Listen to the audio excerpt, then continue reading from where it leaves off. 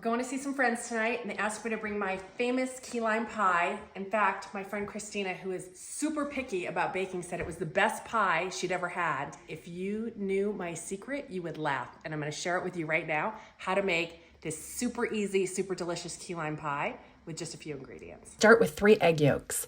Combine them with 14 ounces of sweetened condensed milk and a half a cup of Nellie and Joe's Key West lime juice. That's the secret to this key lime pie, and you can buy it at your local grocery store or on Amazon. Mix everything together and pour it into a store-bought graham cracker crust. Bake it for 15 minutes at 350 degrees. Remove the pie from the oven and let it cool for at least 30 minutes before you pop it in the fridge. I like to top this with sugar-free whipped cream, which I make by combining heavy whipping cream, you know I love my Kelowna Supernatural, with monk fruit sweetener and just a splash of vanilla. You can use an immersion blender like I did, or a hand mixer, or even a whisk. Then I just grate a little lime zest on top.